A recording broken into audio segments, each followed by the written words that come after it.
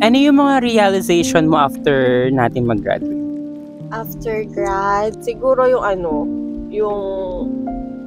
akala mo pagka-graduate mo, okay na lahat. Yung makakapaghanap ka ng trabaho, makakabawi ka na, may pera ka na. Kaso hindi. Alam mo yung marirealize mo na, ay, grabe, mag-uumpisa pa lang pala yung buhay mo. Diba, ang hirap pala na hindi porke nakapagtapos ka, madali na lang yung lahat. Parang hindi porket may diploma ka, akala mo may trabaho ka ng maganda, parang maghihirap ka pa din, parang lahat, kahit nakapagtapos ka, kahit meron kang, anong tawag doon? Awards, mga ganyan. Parang, alam mo din yung naiisip ko na, tama ba yung sinasabi nila sa atin na mag-aral tayong mabuti para pag nakapagtapos tayo, makahanap tayo ng magandang trabaho. Naiisip mo yun eh. Tama ba yun? Hindi ba pwedeng kahit hindi ka nag-aral na lang? Or, wala naman din kasi sa pinag-aralan eh. Nasa diskarte.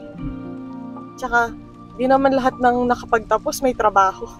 Sobrang hirap kasi nung nag-aaral tayo, nakikita natin yung mga nagtatrabaho. Sobrang excited tayo lahat magtrabaho. Pero after nun, dun palang, hindi pala siya ganun kadali.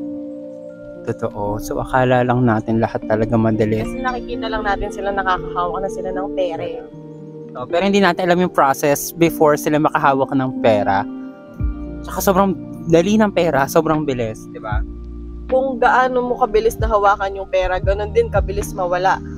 Ang hirap niyang kunin, pero ang dali niyang mabitawan. Ang dali niyang bitawan kasi syempre marami ng bayarin, yung responsibility, bills, yes, yung mga needs, marami. Kaya sobrang hirap. Parang iisipin mo din, needs, wants, unahin mo eh. Dati kasi pwede yun, pwedeng pagsabayin, pwedeng kahit okay lang. Kasi hinihingi mo lang yung pera. Tapos ikaw na nagsasabi ngayon na tatatakla akong pera. Or yung sinasabi ng parents natin na tumatay ba tayong pera? Totoo siya, no? Oo. Hindi nakukuha ng madali yung pera.